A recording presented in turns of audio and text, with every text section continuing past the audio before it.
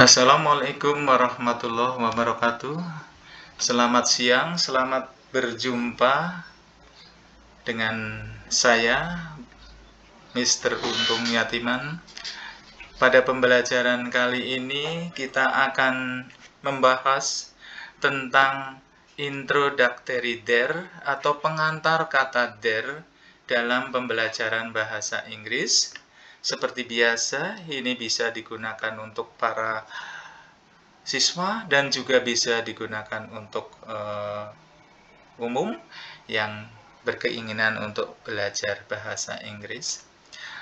Kata there, yaitu dalam pernyataan yang ada dalam slide, kita simak. The word there has a function as a subject of the sentence, yaitu kata there memiliki fungsi sebagai subjek kalimat.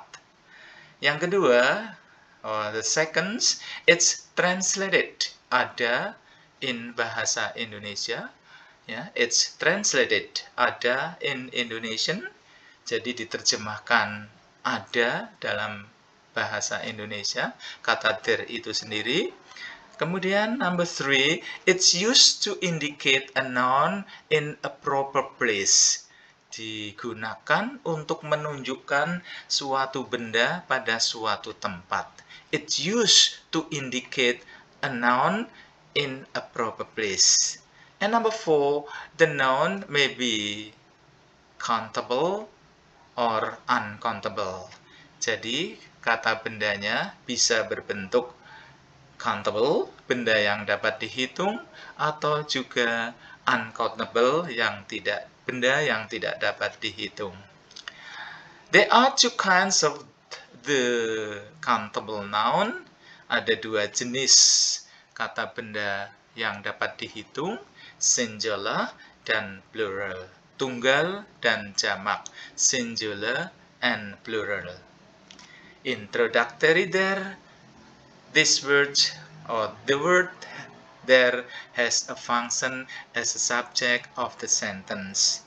It's translated ada in Indonesian and it's used to indicate a noun in a proper place. And number 4, the noun may be countable or uncountable.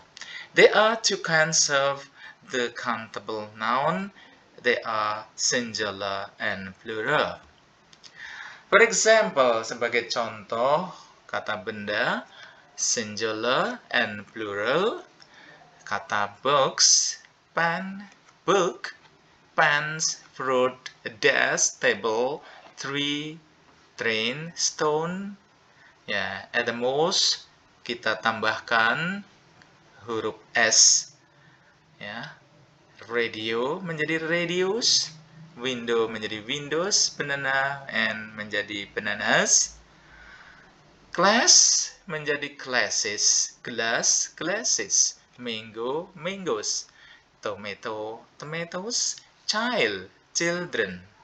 The expression perkecualian, child bukan childs tetapi children.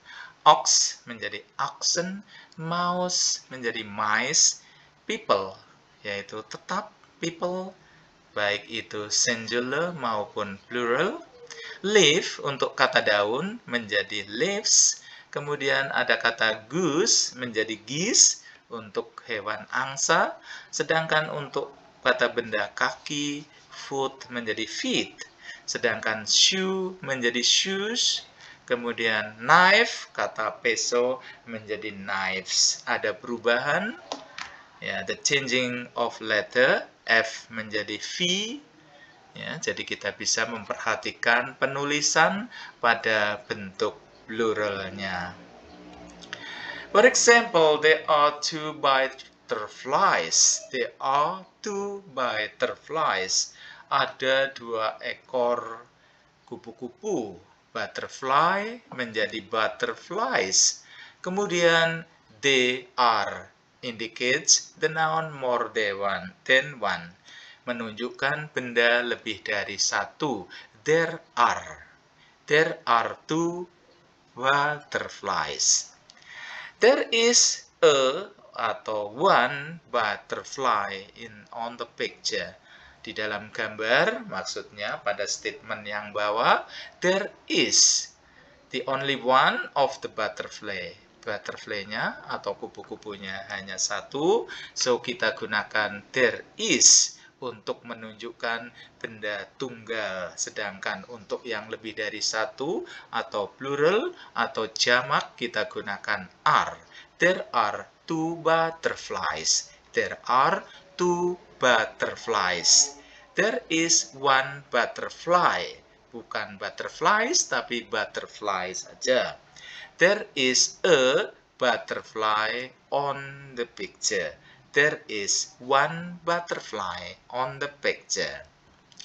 On the next, we can see on this slide, kita bisa melihat pada slide ini, number one, there is one red car on the picture.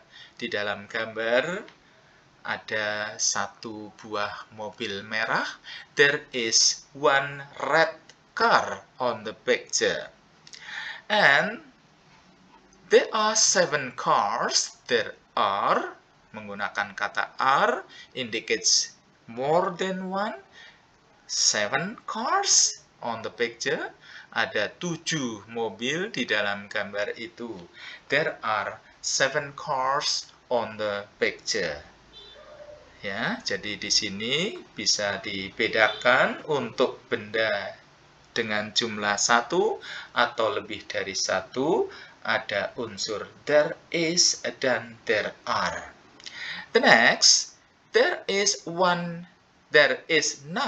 one duck on the picture. Di dalam gambar itu tidak ada seekor anjing. There are a rabbit and a cat. Ada seekor kelinci dan seekor kucing. Jadi ada 2, so kita gunakan there are, bukan there is. There are a rabbit and a cat. And the cardinal numbers and ordinal numbers, untuk bilangan yang bisa dihitung maupun yang secara ini tidak bisa dihitung, yaitu menunjukkan bilangan yang tidak dapat dihitung. Ada kata cardinal dan ordinal. For example, for the cardinal numbers like 1, 2, 5, 10, 1, 2, 5, 10. Yeah, there is one student in front of the class.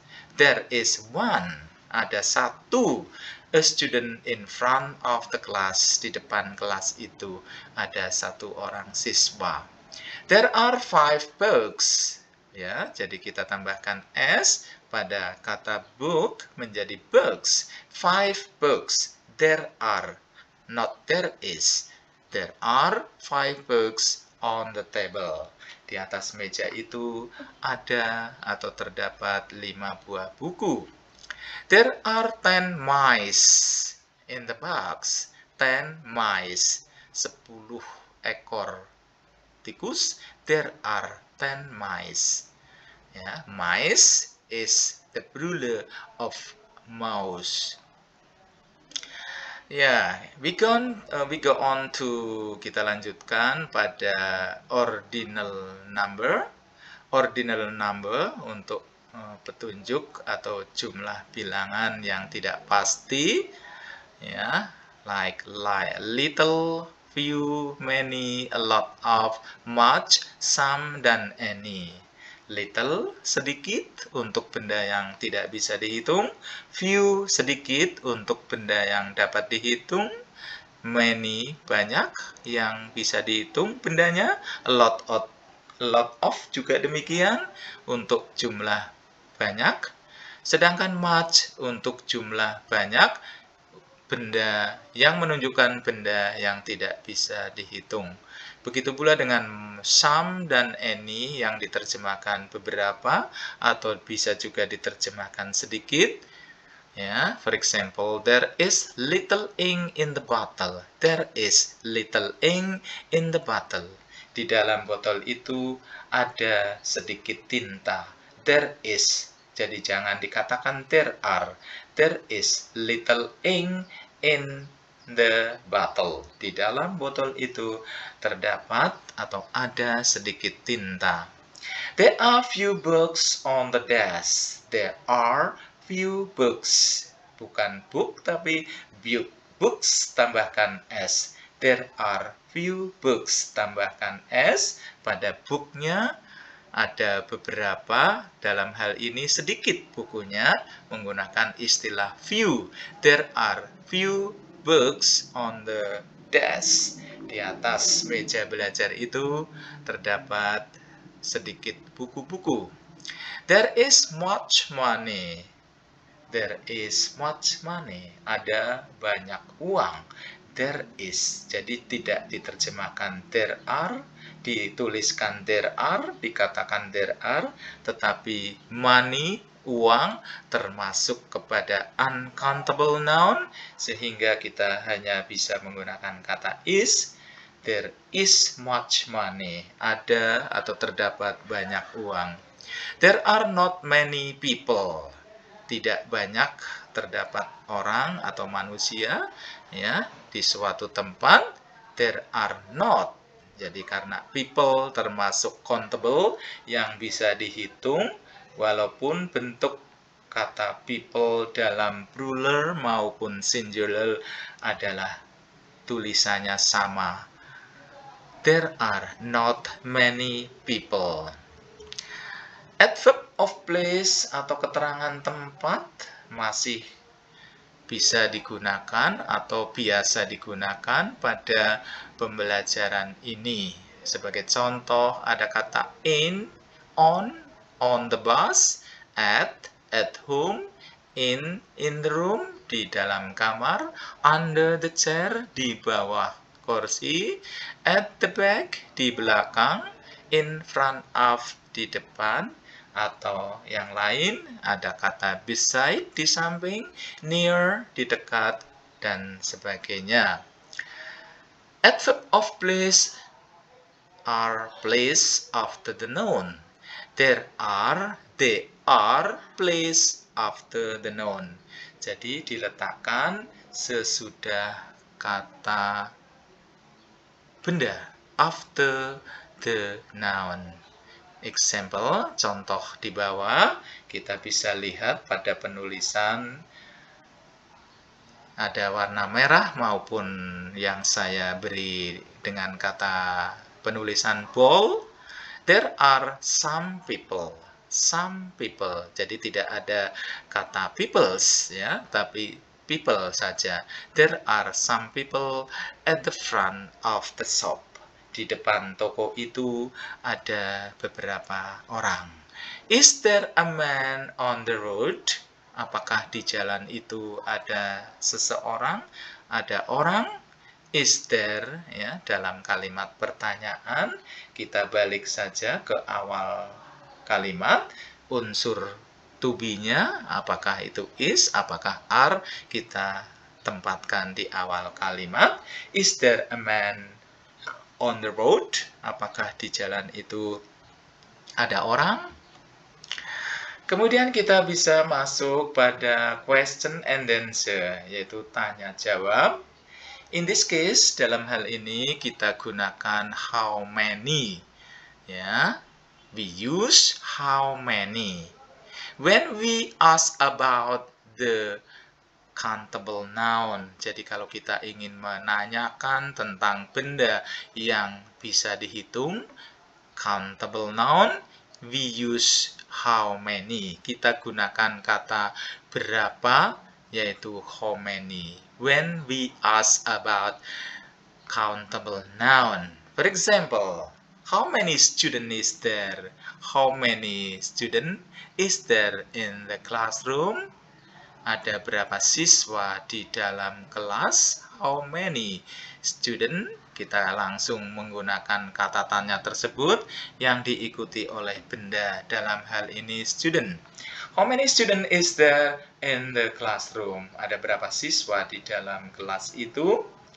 Answer, jawaban. If the student only one, we can answer, we use there is. Kita bisa menggunakan jawaban. Dalam hal ini kita pakai there is jika muridnya 1. There is one, only one, hanya 1 student there atau in the classroom. There is only one student in the classroom. Ada 1 siswa di dalam kelas itu. Atau ada 1 siswa di sana. Jika siswanya atau bendanya menunjukkan bentuk plural yang lebih dari 1, kita gunakan unsur there are. There are 10 students in the classroom. There are 10 students in the classroom.